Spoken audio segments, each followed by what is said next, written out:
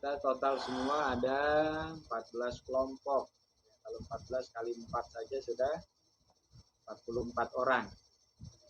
Ini belum 50%. Pas 50%-nya nih. Baru 50% yang sudah bergabung. Sistem hipotensi. Sementara UTS, kalau UTS kan ya diharapkan bisa hadir, kecuali ya mohon maaf ya, kalau faktor cekal dari kampus, nah itu bukan wewenang saya ya. Saya nggak tahu ada nggak yang dicekal karena faktor keuangan, ya biasanya kan gitu ya. Kalau saya sih berharap semuanya tidak ada masalah. Kecuali kalau nanti dari kampus, dari akademik ada informasi bahwa mahasiswa yang bersangkutan mohon dicekal, tidak boleh ikut UTS. Nah, saya nggak tahu tuh ya, ikuti. Dan nanti kebijakannya ada di akademik ya. Baik, sudah 24.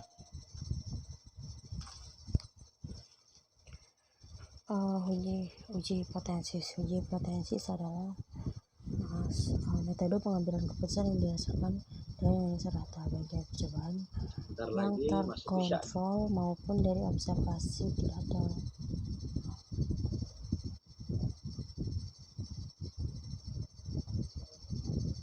Ya, saya berharap sudah dapat informasinya ya, bahwa untuk hari ini ya pelaksanaan UTS ya untuk Pancasila, dan bahkan jauh-jauh hari saya sudah share schedule-nya, jadwalnya ya. Untuk UTS Pancasila dan PKN itu hari ini Jumat setengah 7 sampai jam setengah 10. Nah, nanti kita lanjut lagi di hari Sabtu besok ya, mulai jam berapa tuh? Ya. Jam 1 sampai 16.40. Pancasila menjadi jam 11 ya. Indonesia. Ialah sistem hipotensis. Durasi hitungan kehadiran untuk hari ini dan besok itu adalah 5 sesi. Jadi kalau Anda baca di playbook di awal dulu ya, bahwa pelaksanaan UTS itu kehadirannya dihitung 5 sesi, kemudian UAS pun kehadiran dihitung 5 sesi ya. Jadi artinya kalau sahabat sekalian hari ini tidak hadir, itu kurang dari 5 sesi hitungan kehadirannya, dan itu akan mempengaruhi nilai ya. Jadi saya ingatkan buat sahabat semua ya, sedapat mungkin usahakan, kecuali kalau memang ada faktor-faktor yang X gitu ya. Nah, saya nggak tahu, nanti akan ada kompensasi dalam bentuk lain ya. Sudah gabung 28, sudah baru 60%, 70%, belum 100%.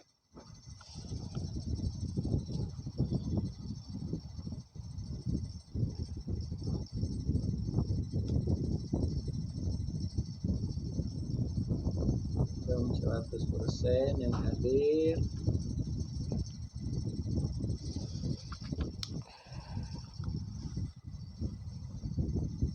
Rasakan saat musim berganti, menyadari bunga di jemur kaki.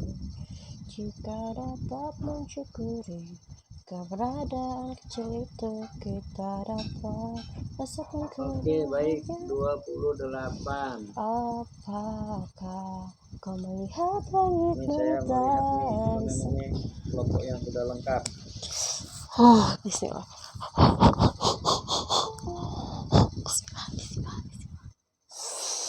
Muhammad Nur Khairi.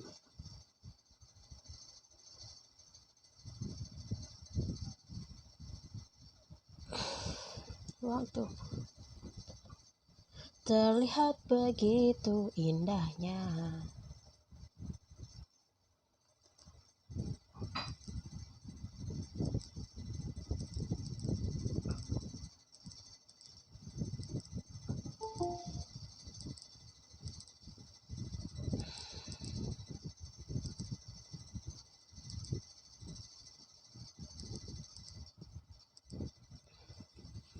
kelompok itu sudah 30 orang ya.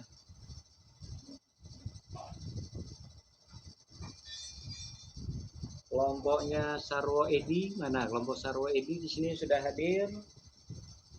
Agus Idam. Idam sudah hadir, Agus Idam? Iya Pak. Hadir ya. Budi Pradana. Hadir Pak, Budi Pradana. Budi Pradana hadir. Baik. Jumari Alfiansah. Hadir Pak. Hadir, alhamdulillah. Muhammad Dadi. Halo Muhammad Dadi. Hadir Pak. Hadir ya. Muhammad Julian. Hadir Pak. Muhammad Julian hadir. Baik, alhamdulillah, terima kasih. Berarti sudah lengkap ya. Jadi nggak usah nunggu 100% saya kira, karena waktu kita sangat terbatas ya.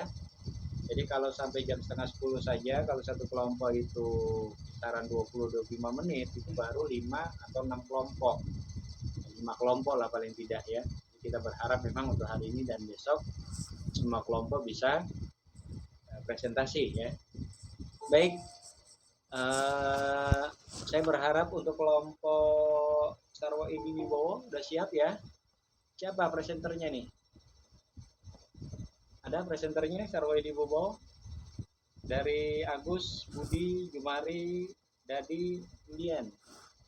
Saya Pak, Budi Pradana. Budi Pradana. Ya, baik. Yang presentasi. Baik ya. Yang lain tetap untuk mute ya. Kita persilakan yang presentasi, nanti tinggal Mas Budi yang mengatur ya. Ada siapa di antara anggota kelompoknya yang diberikan kesempatan untuk presentasi ya. Coba Mas Budi share screen dulu coba. Bisa nggak? Baik Pak, sebentar. Mas Budi dipersilakan. Oh bisa, bagus, baik. Oke. Ya baik, sahabat sekalian, alhamdulillah malam hari ini kita coba ikuti bersama-sama ya presentasi dari kelompok-kelompok yang sudah 26 guys untuk mengangkat tema 26 slide dengan Pancasila ya. Bagaimana nilai-nilai Pancasila implementasinya dalam kehidupan sehari-hari ya, baik urusan bernebangsa, bernegara, kaitannya dengan korupsi ya, karena itu pasti berkaitan ya. Karena Pancasila itu adalah filosofi bangsa, ya pasti dia berkorelasi dengan semua aspek dalam kehidupan kita. Baik, jam 18.50 kita samakan, nanti berakhir berarti presentasinya maksimal 15 menit ya. Nah, kemudian dilanjutkan diskusi maksimal juga 15 menit, total 30 menit ya, atau kurang dari 30 menit juga tidak masalah. Bagaimana Anda masing-masing mengaturnya. Baik, kita semua menyimak selain daripada kelompok 4 ya. Kelompok 4 itu kelompoknya dia pakai angka ya. Apa namanya? Muhammad Julian, Jumhari. Kelompok Sarwo Edi sebetulnya ya. Jadi bukan pakai angka ya, pakai nama pahlawan. Saya persilakan Mas Budi, silakan. Yang lain menyimak, dicatat, dan setiap kali pertanyaan atau respon dicatat, karena ini nanti harus Anda buat resume-nya, dan dari resume itu juga menentukan besaran nilai TS-nya ya. Dipersilakan Mas Budi. Oh, ada resume-nya. Assalamualaikum warahmatullahi wabarakatuh. Assalamualaikum warahmatullahi wabarakatuh. Waalaikumsalam. Mohon maaf, nama kelompok kami tadi apa?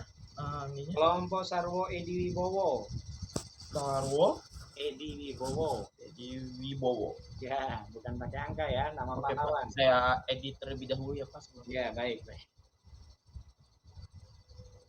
Ya. Sarwo Edi Wibowo itu pemimpin pasukan RPKAD yang berantas gerakan G30S ya tahun 65. Saya yakin sahabat sekalian kalau lihat film G30S kemarin pasti masih ingat nama itu. Sarwo Edi Wibowo. Yang Anda perlu tahu, Pak Sarwo Edi Wibowo ini adalah mertuanya Presiden SBY dulu, ya. Sarwo Edi Wibowo ini ayahnya Ibu Ani Yudhoyono. Silakan, Mas Budi. Baik Pak, saya ulang lagi.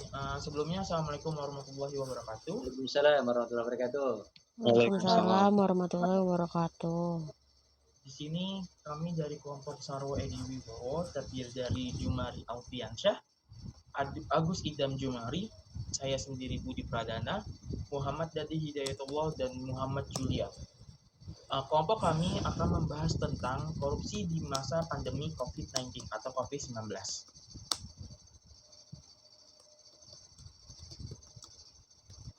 Isi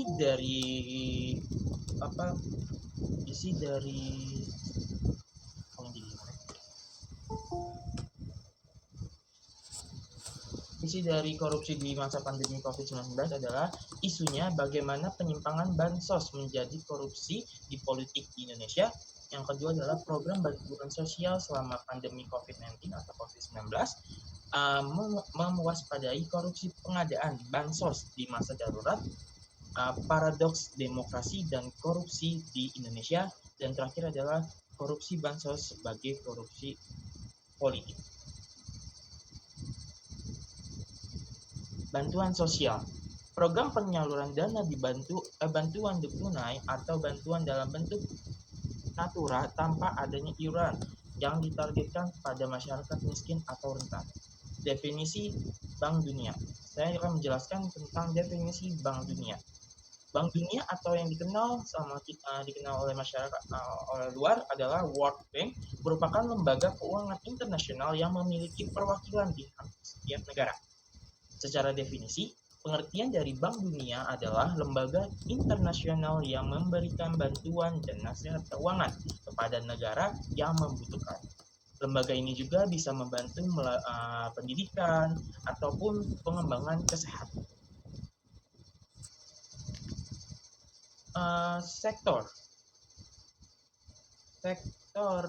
Sektor bantuan sosial melalui yang pertama adalah bantuan langsung sementara masyarakat atau BLSM.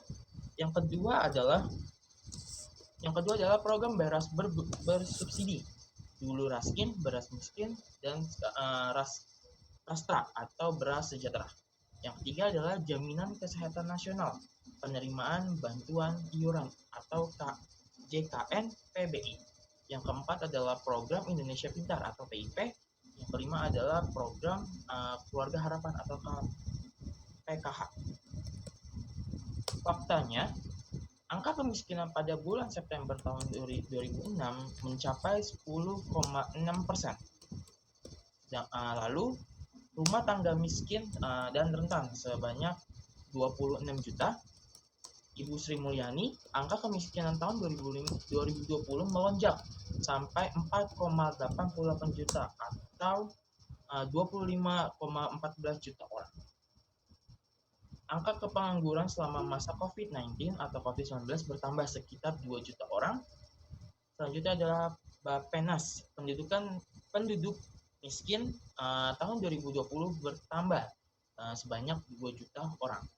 Kamar Dagang dan Industri, angka pengangguran pada awal tahun 2020 telah mencapai sebanyak 6 juta orang.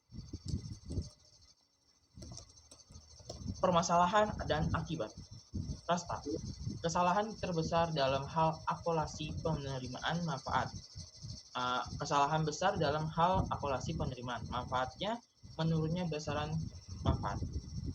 JKN PBI, akses yang tidak terjamin di beberapa tempat, tingkat pemanfaatan yang rendah. Akses ini yang tidak merata terhadap layanan kesehatan berkualitas, kesalahan penerapan sasaran yang terus terjadi. PKH, tingkat manfaat rendah, pelatihan dan dukungan tidak memadai bagi fasilitator, koordinasi yang terbatas dengan penyediaan layanan kesehatan dan pendidikan di tingkat nasional dan daerah. PIP, tingkat kebesaran manfaat tidak sesuai dengan biaya pendidikan, penyerapan yang rendah, dan pemantauan yang lemah. Selanjutnya akan dilanjutkan oleh Jumari. Baik, terima kasih Budi. Bansos selama pandemi COVID-19. Bantuan langsung tunai dana desa atau program non-reguler sebanyak 600.000 keluarga untuk 5,8 juta keluarga. Transfer bank dan door-to-door, sumber APBN. Selanjutnya, bansos sembako untuk Jabodetabek. Program non-reguler banyak 600.000 per keluarga yang berasal dari sumber APBN.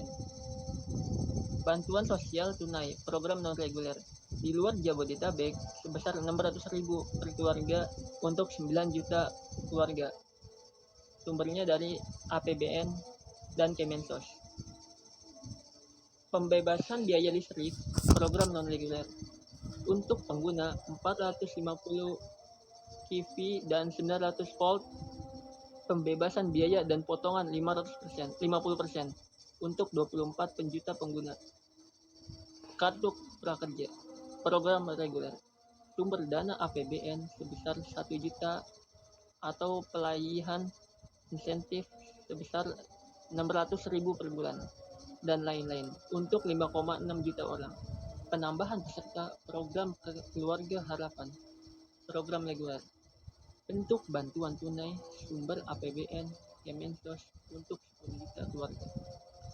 Kartu sembako program reguler bentuk tunai sebesar 200.000 per bulan untuk 20 juta keluarga. Next, Bapak Budi. Korupsi bansos dan konteks di Indonesia. Dalam konteks bansos COVID-19, Kementerian Sosial atau Kemensos melakukan penetapan berdasarkan data terpadu kesejahteraan sosial atau DTKS yang berisikan data 40% penduduk termiskin di Indonesia. Masalah pertama terjadi pada akurasi data acuan penetapan penerima bansos. Kemensos sendiri mengakui bahwa DTKS terakhir diperbaharui secara masif pada 2015. Sementara Komisi Pemberantasan Korupsi atau KPK menemukan berbagai permasalahan terkait DTKS seperti data tumpang tindih, tidak lengkap, dan duplikasi jutaan data. Selanjutnya, masalah kedua adalah bansos rentan dimanfaatkan untuk kepentingan politik. Ketidakakuratan data ditambah kewenangan kepala daerah yang besar dalam penentuan penerima bansos, mendorong kolusi terjadi dalam pembagian bansos. Bansos dibagikan berdasarkan pertimbangan politik dan elektoral ketimbang kebutuhan nyata masyarakat. Next, Bapak Budi. Korupsi pengadaan di masa pandemi. Pola-pola korupsi pada pengadaan barang dan jasa. Penggelapan, markup, penyunatan, suap, manipulasi dokumen, pemerasan, proyek fiktif, pelanggaran prosedur, penggelapan pajak, penunjukan langsung, serta merubah spesifikasi.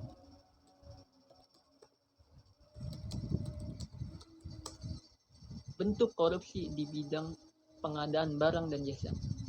Pemalsuan atau fraud, penyuapan atau bribery, penggelapan atau embezzlement, pemberian komisi atau commission, pemerasan atau extortion oleh pejabat publik, delegasi atau favoritism, penyalahgunaan wewenang atau abuse of power, bisnis orang dalam atau insider trading, nepotisme atau nepotism, sumbangan ilegal atau illegal contribution, serta markup. Oke, selanjutnya dilanjutkan oleh Muhammad Yadi Hidayatullah. Ya, terima kasih untuk Saudara Budi. Saya akan melanjutkan apa yang telah dibacakan oleh Saudara Jumari. Situasi yang rawan korupsi, pengadaan barang dan jasa. Yang pertama, belanja mendesak di akhir tahun anggaran. Yang kedua, masa tanggap darurat saat bencana alam dan lain-lain. Kurangnya akses informasi, keikutsertaan perusahaan milik pejabat publik, keikutsertaan perusahaan boneka. Pasal 2 Undang-Undang 31 tahun 1999 sebagaimana diubah dengan Undang-Undang Nomor 20 tahun 2001 Ayat 1 berbunyi, setiap orang yang secara melawan hukum melakukan perbuatan memperkaya diri sendiri atau orang lain atau suatu korupsi yang dapat merugikan keuangan negara atau perekonomian negara, kata dapat dihapuskan dalam putusan MK, putusan nomor 25 PUU 14 tahun 2016. Dan ayat kedua yang berbunyi dalam hal tindak pidana korupsi sebagaimana dimaksud dalam ayat 1 dilakukan dalam keadaan tertentu, pidana mati dapat dijatuhkan. Penjelasan pasal 2 ayat 2 sebelum diubah, yaitu yang dimaksud dengan keadaan tertentu dalam ketentuan ini dimaksudkan sebagai pemberatan bagi pelaku tindak pidana korupsi apabila tindak pidana tersebut dilakukan pada waktu negara dalam keadaan bahaya sesuai dengan undang-undang yang berlaku, pada waktu terjadi bencana alam nasional sebagai pengulangan tindak pidana korupsi, atau pada waktu negara dalam keadaan krisis ekonomi dan moneter.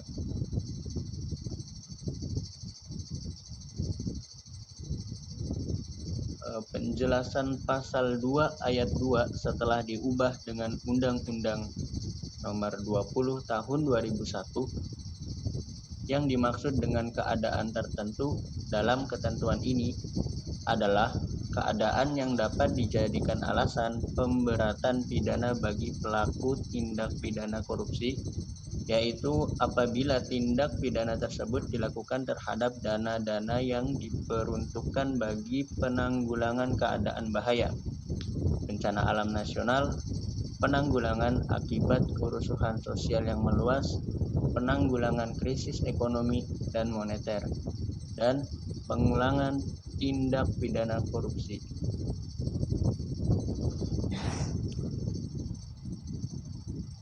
Pasal 3 Undang-Undang 31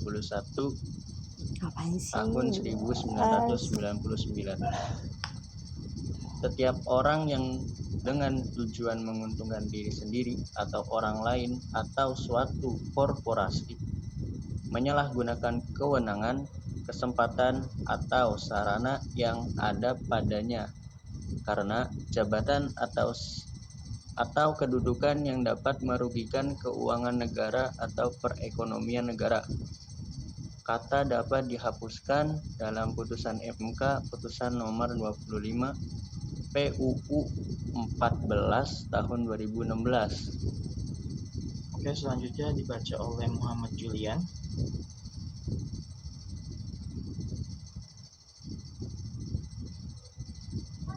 Oke. Paradoks demokrasi dan korupsi di Indonesia. Countries that tend to do this also protect democratic right and value. Dari Joseph, ahli politik Amerika Serikat, korupsi political corruption is the abuse of public office for personal enrichment. Abuse of public office macam itu terjadi dalam banyak bentuk. Yang paling umum termasuk penyuapan, pemerasan, penggelapan, pengeluaran sumber daya pemerintah, pelanggaran ketentuan tentang kampanye, dan electoral fraud. Selanjutnya, political corruption.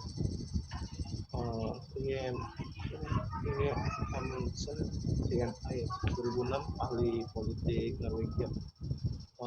Motif selanjutnya, motif and konsekuensi korupsi. Motif korup adalah kekayaan, status, dan kekuasaan, atau lebih khusus penggayaan diri, kesenangan diri, dan pelestarian kekuasaan. Kedua, konsekuensi dari korupsi politik adalah pembusukan institusional, kekuasaan, wewenang-wewenang, kecenderungan otoriter, dan kebebasan yang berkurang. Oke, terima kasih. Selanjutnya dibaca oleh Agus Idam Jumari. Baik, terima kasih Bapak Budi. Ini slide ini ya Pak Budi ya. Lanjut. Oke, baik. Mohon maaf ya jika kurang sempurna saya untuk presentasi karena saya ada di rumah sakit. Izin melanjutkan Pak Sarif, yaitu di political corruption and dua proses dasar. Ada etika Satu dan proses etika. terletak pada sisi permintaan dari transaksi korup. Satu, itu adalah metode di mana elit penguasa menyalahgunakan kekuasaan mereka untuk menggali dan mengumpulkan sumber daya.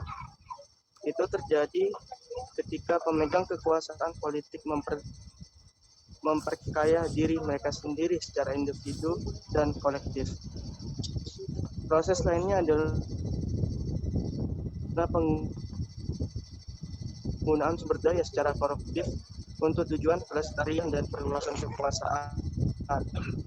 Ini terjadi ketika pemegang kekuasaan politik menggunakan sumber daya yang diekstraksi atau cara korup lainnya untuk mempertahankan atau memperkuat cengkraman mereka pada kekuasaan.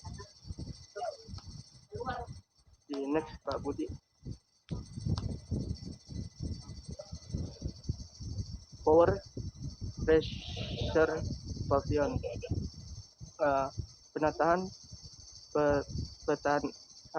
dapat menggunakan banyak teknik untuk mempertahankan kekuasaan yang banyak diantaranya sah secara hukum, sementara yang lain ilegal dan korup. Penggunaan kekuasaan politik yang korup untuk pelestarian dan perluasan kekuasaan dapat berbentuk pembelian dukungan politik melalui favoritisme, klientelisme, kooptasi politik,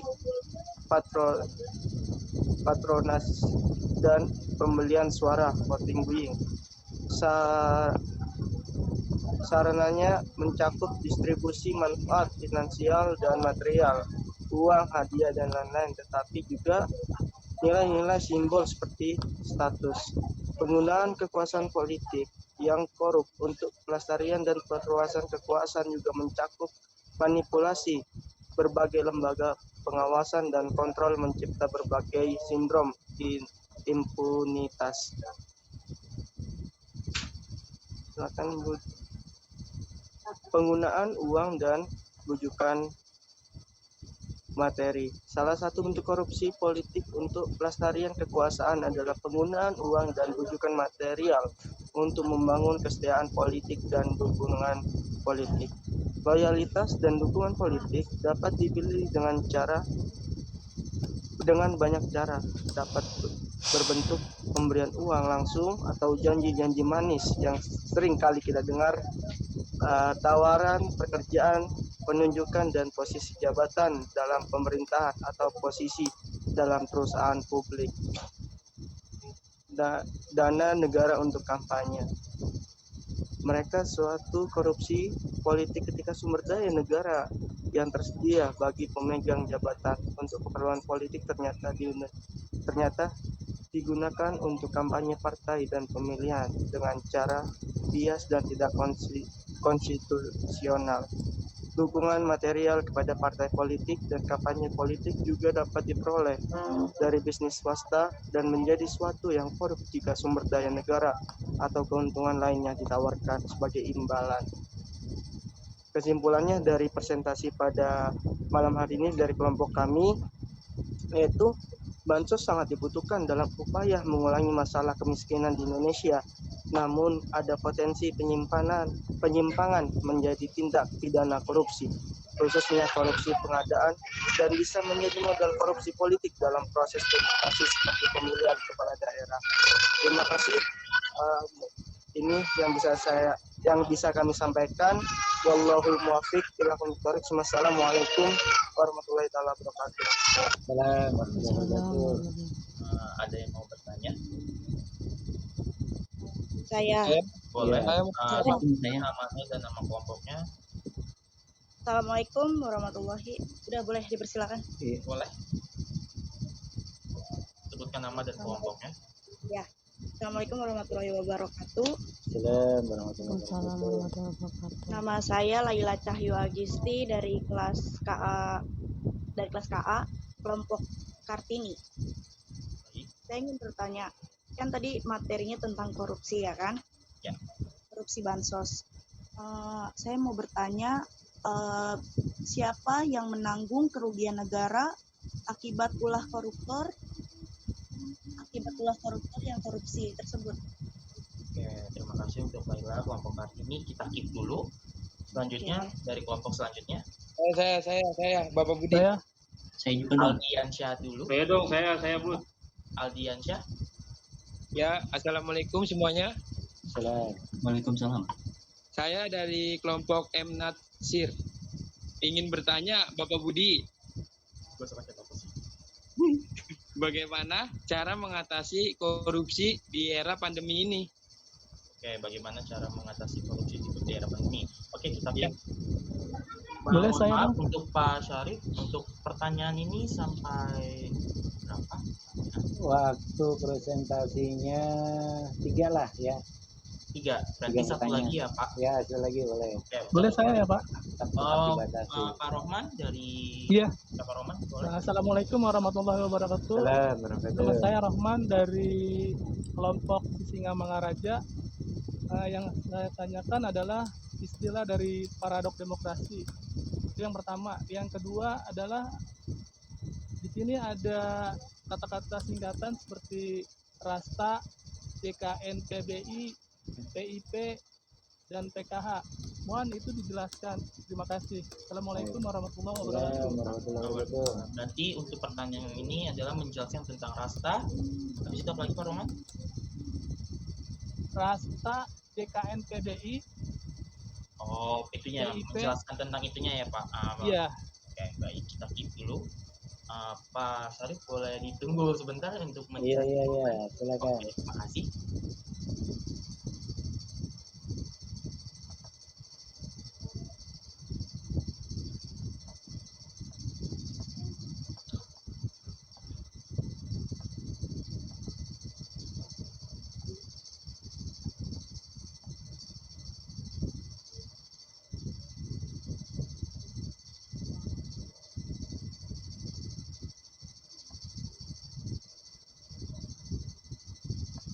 Ya, anggota kelompok yang lain tetap mencari ya. Anggota kelompoknya siapa nih?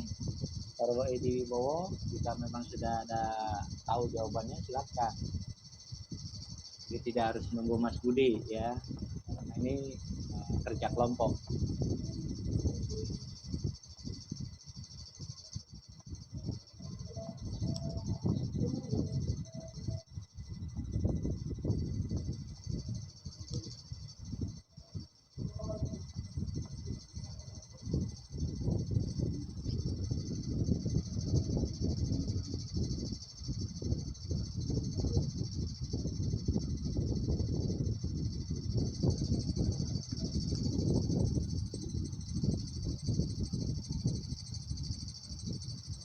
Untuk pertanyaan Laila dari kelompok ini, siapa yang menanggung kerugian negara akibat koruptor? Untuk yang menanggung kerugian negara itu adalah yang koruptornya sendiri. Dia akan jika si koruptor itu terbukti bersalah atau dia menyalahgunakan uang itu, maka dia harus mengganti rugi kerugian negara tersebut. Begitu untuk jawaban Laila dari kelompok ini. Oh, jadi yang nanggung itu koruptornya langsung Iya. ya? Jadi yang menanggung kerugian tersebut adalah koruptor, karena jika dia terbukti bersalah atas penyalahgunaan, maka dia harus menanggungjawabkan itu. Itu menurut saya. Oke, terima kasih Budi. Oke, sama-sama.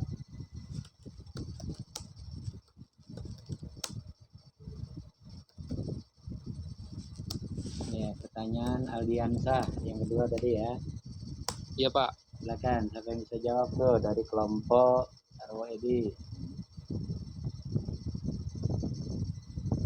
Paradok. Maaf Pak Budi, pertanyaannya apa tadi yang Bang Aldi? Pertanyaan dari kelompoknya Aldi, kelompok apa sih Di? M Natsir. M Nasir. Oke, Muhammad jadi Nasir. pertanyaannya dari Nidam. Bagaimana cara mengatasi korupsi di Etika. pandemi ini? Iya. Cara Biasalah. mengatasinya. Ketika melupakan moral. izin menjawab ya Pak Sarif dan rekan-rekan semua. Agus, silakan. Baik, bagaimana cara mengatasi korupsi pada saat pandemi saat ini? Kalau kita telaah bareng-bareng, ketika ada orang yang korupsi, itu mereka hanya mereka sudah merasakan manisnya jabatannya. Mereka sudah lupa. Mereka sudah tergiur dengan apa yang ada di hadapannya. Maka dari itu, kembali lagi pada kesadaran kita sendiri. Bagaimana kita menyadarkan diri kita sendiri. Mungkin ini jawaban saya ini langsung disekap ya, karena langsung kembali pada diri kita sendiri bagaimana untuk menanggapi hal-hal yang sudah ada di depan mata kita. Korupsi ini memang hal yang sedikit. Jangan kan uang bisa dikorupsi, waktu saja bisa dikorupsi oleh mahasiswa maupun dosen. Bukan hanya uang yang bisa dikorupsi, waktu pun bisa dikorupsi. Maka dari itu kembali lagi pada diri kita sendiri, bagaimana bisa menyadari itu. Kita belajar dari diri kita sendiri, kita introspeksi diri, jangan mudah tergiur dengan manis, sesuatu benda yang sangat manis seperti itu. Mungkin agak amburadul ya bahasanya Pak Sarif, mohon maaf karena lagi nggak terlalu fokus gitu Pak Sarif. Baik. Terima kasih Pak Sarif. Ya, pertanyaan terakhir dari Rahman.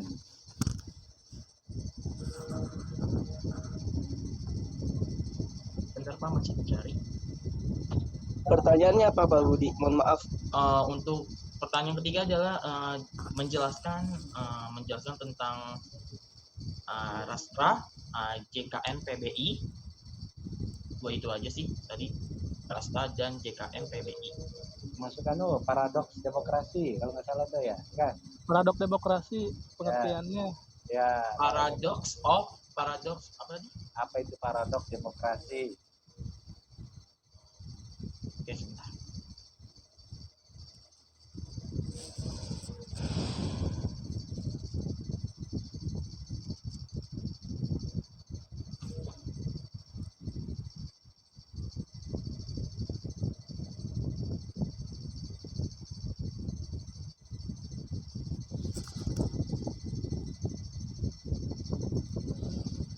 Ayo, sudah pas 30 menit ya, 18.50, 19.20, pas 30 menit. Ayo, masih toleransi lah 2 menit. Silakan Mas Budi kelompoknya.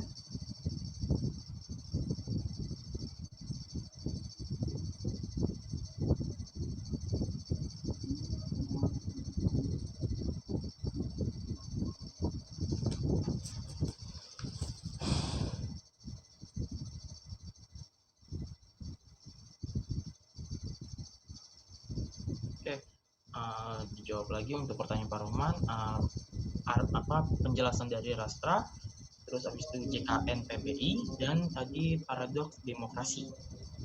Untuk Rastra itu adalah kayak semacam bantuan sosial beras sejahtera. Di situ bantuan yang disalurkan oleh pemerintah kepada KPM dalam bentuk beras dan disalurkan lagi setiap bulannya.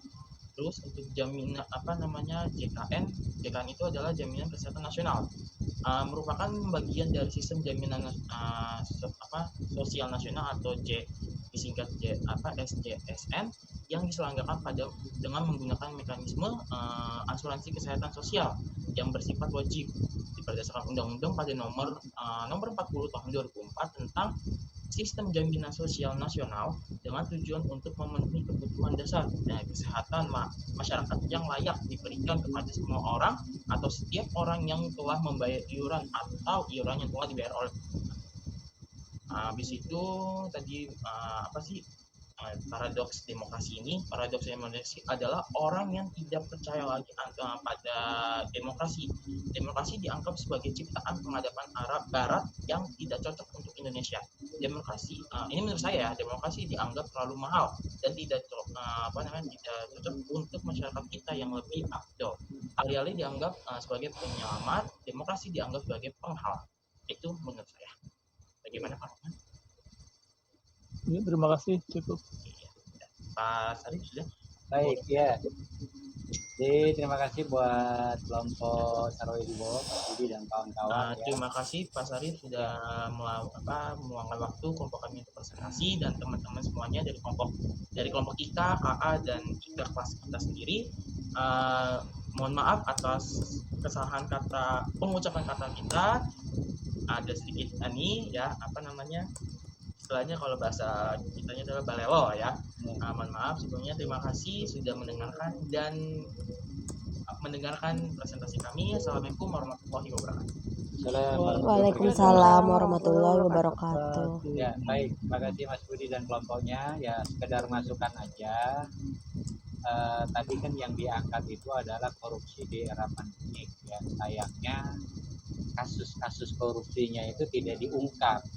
Ya, seperti kasus Juliari Batubara, ya, Mensos yang mengkorupsi 17 miliar. Ya, bagaimana cara dia mengkorupsi, ya.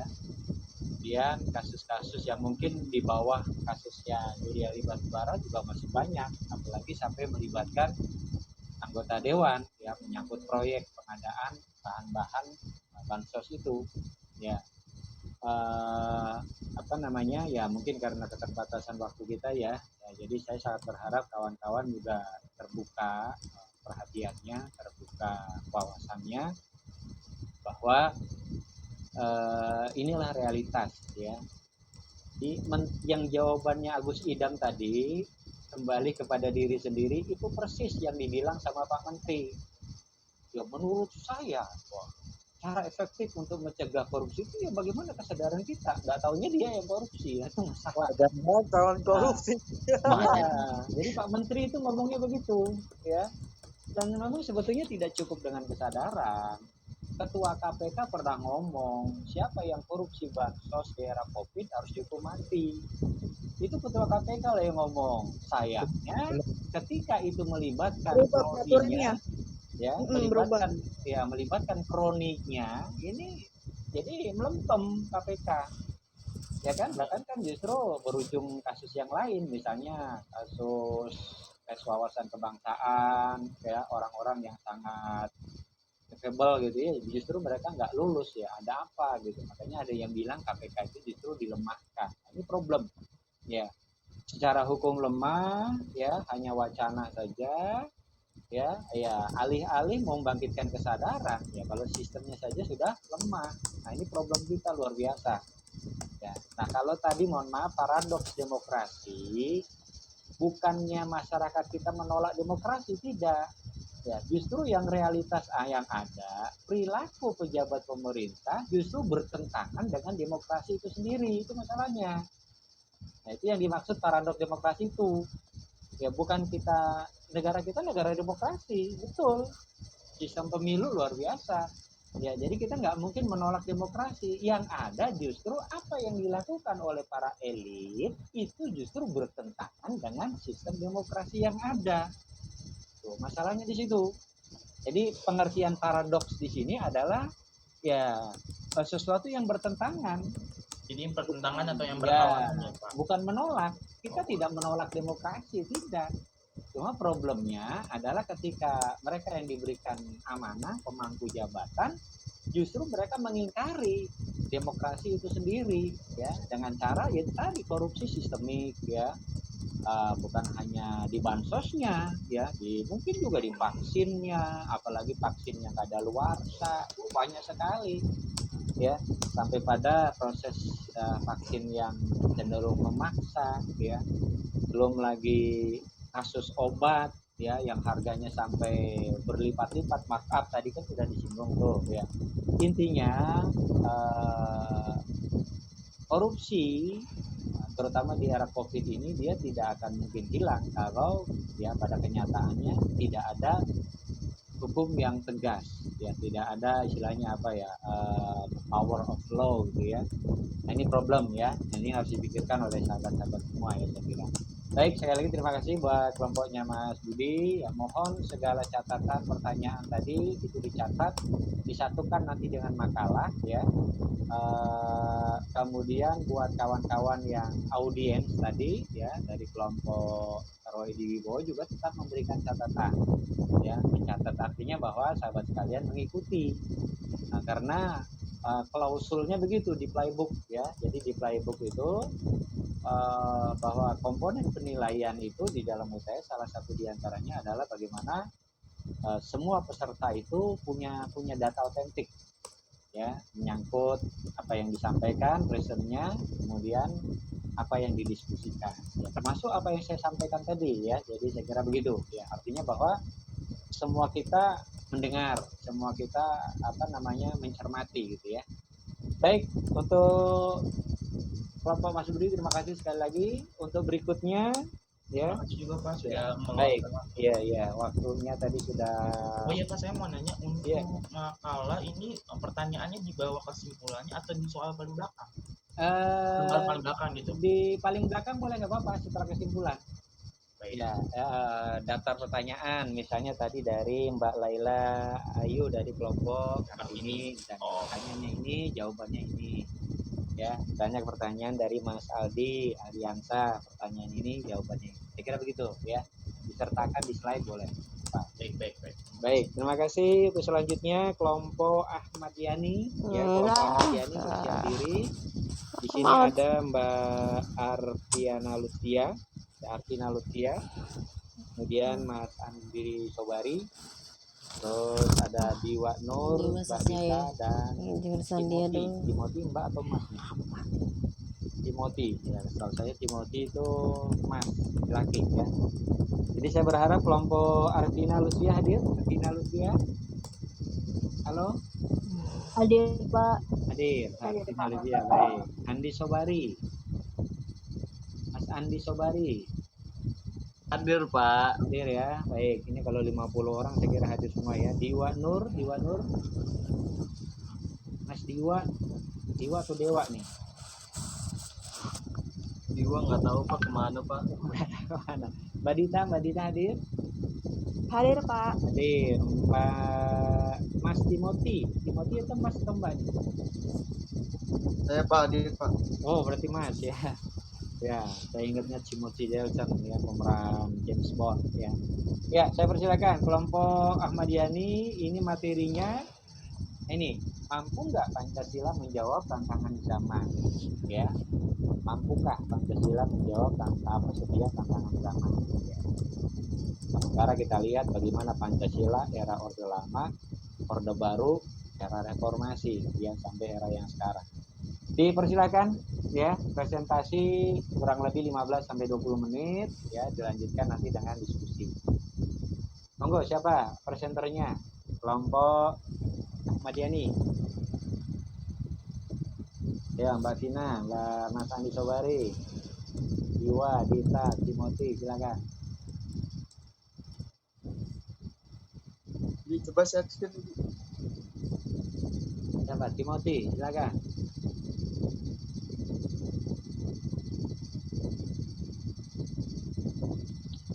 Ayo. Sebentar Pak. Oh, baik. Dita Putri Pertiwi. Ya, jadi memang sengaja saya sistem random, ya. Sistem random itu untuk menciptakan keadilan. Artinya apa? Semuanya harus siap. Jadi kalau jangan sampai nanti kalau sudah di plotting dulu, nanti yang lain santai-santai gitu. Berarti nggak fair, ya. Jadi semuanya harus, ibarat Anda mau naik pesawat gitu, ya. Ya, pesawat mau berangkat 17.00, ya harus semuanya siap di pintu. Kalau nggak kan jalan. Nah, pintu ditutup, pesawat berangkat, sudah landing, mau gimana? Berarti selang-seling ya Pak, anak IKA, anak KKA Enggak gitu juga, ya Pak? enggak juga. Pokoknya saya, di mana saya buka slide-nya, arsip-arsip yang lama itu untuk pembagian kelompok, ya itu saya sebut. Jadi saya juga dalam mindset saya nggak ada itu, nggak ada kelas, nggak ada siapa gitu, ya. Pokoknya ya random sampling. Ibarat orang riset itu ya sistemnya random, acak, ya, sistem acak. Jadi tidak urutan kelas, tidak urutan ya nama kelompok juga dalam satu slide itu nggak mesti, ya nanti lintas Kita slide. Ayo silakan. Mbak Dita kelompoknya.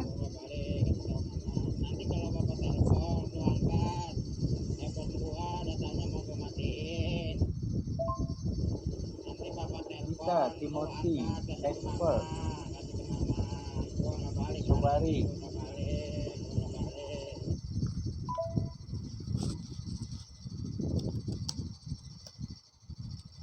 Ya, sudah share. Mbak Dita, silakan.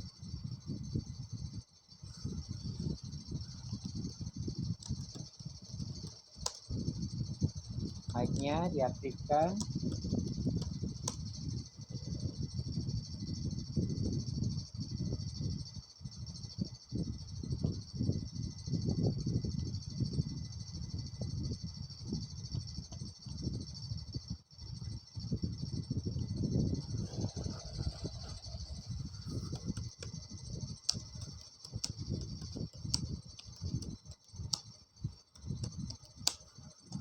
Ayo, mana nih? Waktu terus berjalan.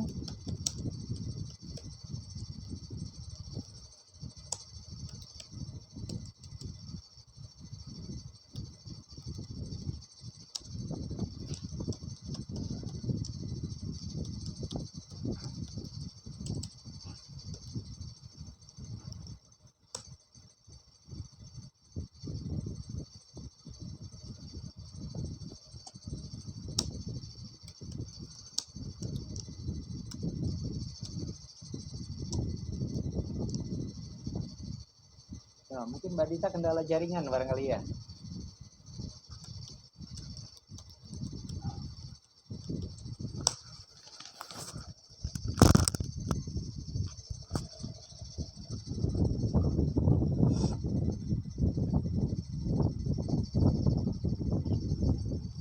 Oke, Assalamualaikum warahmatullahi wabarakatuh. Salam warahmatullahi Waalaikumsalam.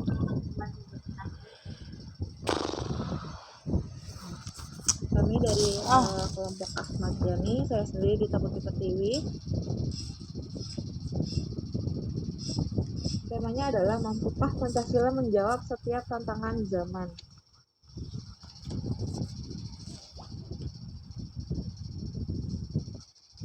Pancasila adalah dasar filsafat negara Republik Indonesia dan disahkan oleh PPKI pada tanggal 18 Agustus 1945 dan tercantum dalam pembukaan Undang-Undang Dasar Negara Kesatuan Republik Indonesia tahun 1945. Pancasila sendiri adalah sebagai ideologi terbuka, hanya sekedar dapat menerima, mendorong untuk dapat menciptakan pemikiran-pemikiran baru dalam rangka lebih menyegarkan dan memperkuat relevansinya dengan perkembangan zaman.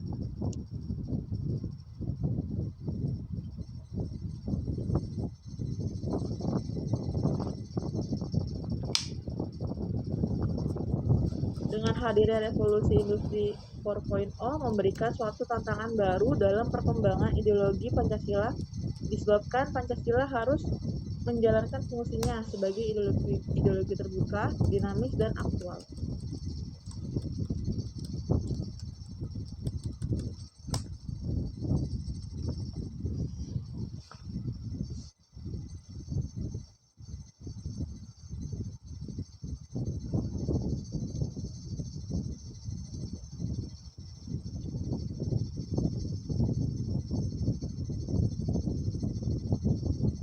Siapa ini?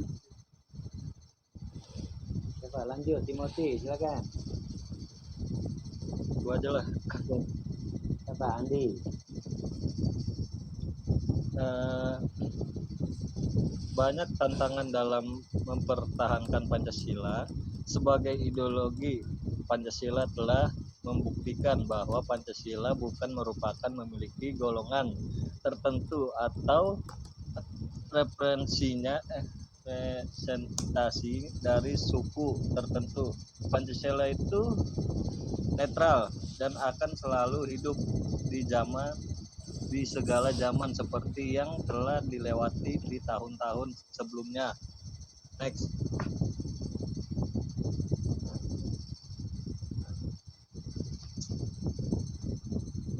dalam menghadapi revolusi 4.0, Presiden Republik Indonesia Joko Widodo sudah membuat sebuah roadmap yang disebut dengan Making Indonesia, Making Roadmap Making Indonesia 4.0 dalam mendongkrak pertumbuhan ekonomi nasional di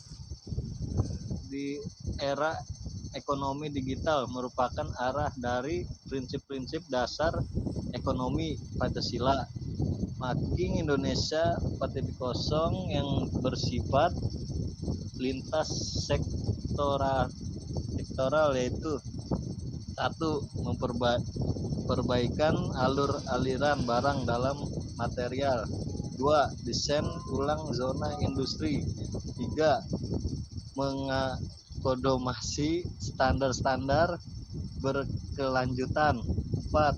Memperdayakan UMKM. 5. Membangun infrastruktur digital nasional. 6. Menarik minat investasi asing. 7. Meningkatkan kualitas SDM. 8. Pembangunan ekosistem inovasi. 9. Insentif untuk investasi teknologi. 10. Harmonisasi aturan kebijaksanaan. Next. Oke. Yang Apa? stage 10 ada revolusi industri 4.0 Apa, Wak? merupakan sebuah persoalan yang akan menjadi tantangan besar bagi negara Indonesia agar dapat bersaing dengan negara-negara luar, sehingga negara Indonesia menjadi negara yang kuat yang berdasarkan kepada ideologi Pancasila dalam menghadapi tantangan revolusi 4.0. Bangsa Indonesia harus menanamkan nilai-nilai ketuhanan, kemanusiaan, persatuan, dan kerakyatan, serta berdasarkan kepada keadilan sosial bagi seluruh rakyat Indonesia. Untuk bisa mencapai tujuan ini, ada beberapa metode penelitian yang harus diperhatikan, yaitu jenis penelitian. Penelitian ini termasuk ke dalam jenis penelitian kualitatif dengan cara mengumpulkan bahan-bahan perpustakaan, membaca dan mencatat serta menganalisis segala sesuatu yang bersesuaian dengan tema yang akan diangkat, yaitu tantangan ideologi Pancasila menghadapi revolusi 4.0. Keseluruhan data harus sesuai dengan tema penelitian yang sudah ditentukan, sehingga ketika sudah terkumpul akan melakukan sebuah analisis data sehingga menghasilkan sebuah peneliti yang diharapkan oleh peneliti. Tahapan penelitian yang akan dilalui yaitu yang pertama mengumpulkan bahan-bahan penelitian, membaca bahan kepustakaan, membuat catatan penelitian, mengolah catatan penelitian, dan menyimpulkan bahan yang akan dibahas dalam penelitian ini. Lanjut Arvina.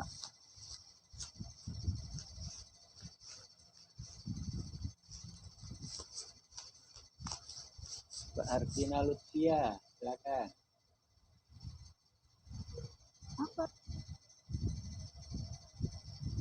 Maaf, sebelumnya slide-nya mana ya? Oh, nggak ada. Slide-nya nggak ada, Pak. Slide-nya coba Mbak Dita. Goib. Wah, goib. Mbak Dita, coba di kesalahan teknis tadi. share screen lagi coba Mbak Dita. Sebentar, Pak. Ulang lagi dari awal. Kayaknya kendala jaringan Mbak Dita nih.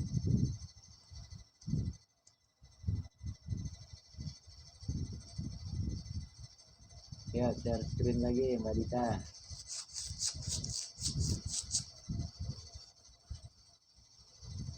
Kalau anggota kelompok yang lain punya filenya, ya di share screen, nggak apa-apa. Kalau punya sudah nyimpan di laptop masing-masing, jadi tidak berharap kepada satu orang.